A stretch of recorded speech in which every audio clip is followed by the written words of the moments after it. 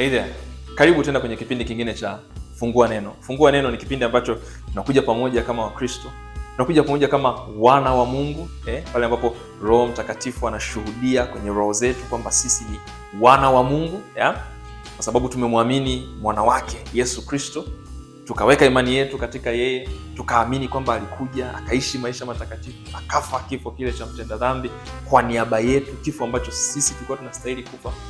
Alafu akafufuliwa ile siku ya tatu, akapaa kwenda mbinguni. Yuko mbinguni anatufanyia maombezi, anatufanyia intercession kwa niaba yetu kwa Baba Mungu.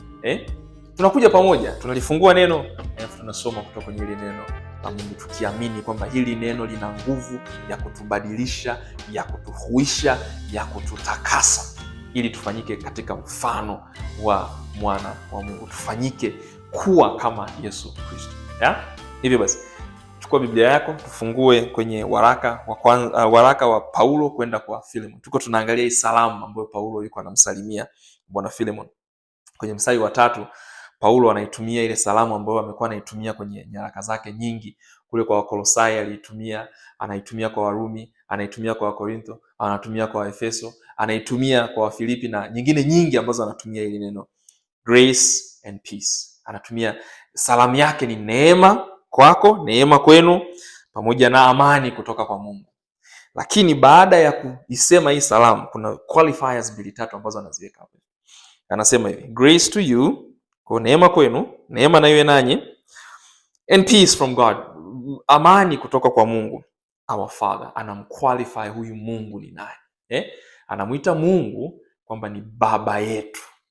Utaona kwamba hii neno baba yetu anarudi kule kwenye ile sala ya Bwana wetu Yesu Kristo kwenye Mathayo 6, ambapo anawafundisha wanafunzi wake namna ya kusali. Anawaambia, mkiwa mnasali salini hivi, baba yetu uliye mbinguni. Kabla ya hapo kumuita Mungu baba ilikuwa ni nadra sana.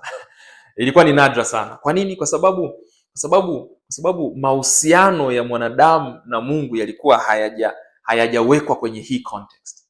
Kwenye context ambayo sasa hivi tunayo ni kwamba sisi tuko ndani ya Kristo. Kama umemwamini Yesu Kristo, basi unafanyika kuwa ndani ya Kristo. Ndicho ambacho Paulo anawaandikia Galatia, anasema kwamba nimesulubishwa na Kristo, nimesulubiwa pamoja na Kristo, na maisha haya ambayo nayaishi siyaishi mimi, bali anayaishi Kristo. Sio mimi niishie, bali ni Kristo anayeishi. Na maisha haya ambayo naishi katika nyama, ninaishi kwa imani katika Yesu Kristo, mwana wa Mungu. Hapo ndio ambapo anaitolea hii kwamba Yesu Kristo ni mwana wa Mungu ambaye alinipenda. Paulo anasema akanifia mimi. Ndicho ambacho Yesu Kristo alifanya. Alitupenda, akatufia pale msalabani. Hivyo basi sisi tunafanyika kuwa ndani ya Kristo. Ukikumbuka kule kwa Kolosai 3 anatuambia Paulo kwamba kumbe tulikufa. Anawaambia Wakolosai kwamba walikufa na maisha yao yako katika Mungu katika Kristo. Huko ndiko maisha yako yalipo Mkristo. Hivi unatambua hilo? Kwamba Yesu Kristo alipofufuka, alifufuka na wewe, alikuchukua na wewe, akakuweka ndani yake.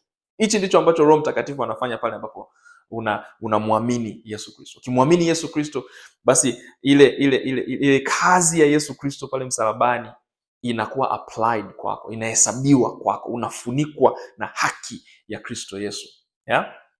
Hivyo basi jinsi ambavyo Yesu anafanyika, au Yesu ni mwana wa Mungu, basi kila mtu ambaye amemwamini Kristo yuko ndani ya Mungu, yuko ndani ya Kristo, na kwa sababu yuko ndani ya Kristo, basi na yeye anahesabiwa kuwa ni mwana wa Mungu. Haya ndiyo maneno ya Yohana. Anasema kwamba kwa wale waliomwamini walipata haki ya kufanyika kuwa wana wa Mungu. Yohana akiwa anaandika kwenye ule waraka wake wa kwanza, anasema kwamba tazama ni pendo la namna gani, pendo la ajabu, ni pendo gani hili alilotupa Baba, anasema kwamba tuitwe wana wa Mungu.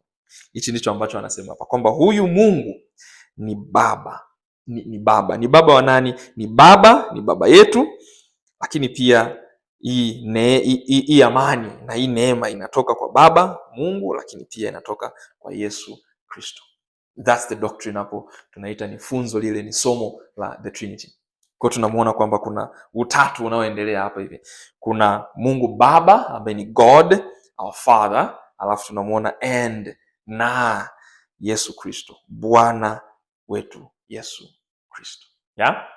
Hivyo basi tazama hivi ni wewe Mkristo kweli umefika sehemu ya kuona kwamba kumbe mimi ni mwana wa Mungu. Je, una hiyo sense ukiwa unaishi maisha yako day to day, siku hadi siku? Unajitambua kwamba wewe ni mwana wa Mungu? Na kama unajitambua kwa staili hiyo, hebu inua mikono yako, uishie kumtukuza Mungu. Uishie kulitukuza jina lake. Ustaajabike kama vile ambavyo huyu Yohana alikuwa anastaajabika. Tazama ni pendo la namna gani ambalo ametupa Baba kwamba tuitwe sisi wana wa Mungu. Na tunaitwa hivyo kwa sababu tuko ndani ya Yesu Kristo, kwa sababu tumemwamini Yesu Kristo kwa ajili ya wokovu wetu kutoka kwenye mauti na kutoka kwenye dhambi. Amen.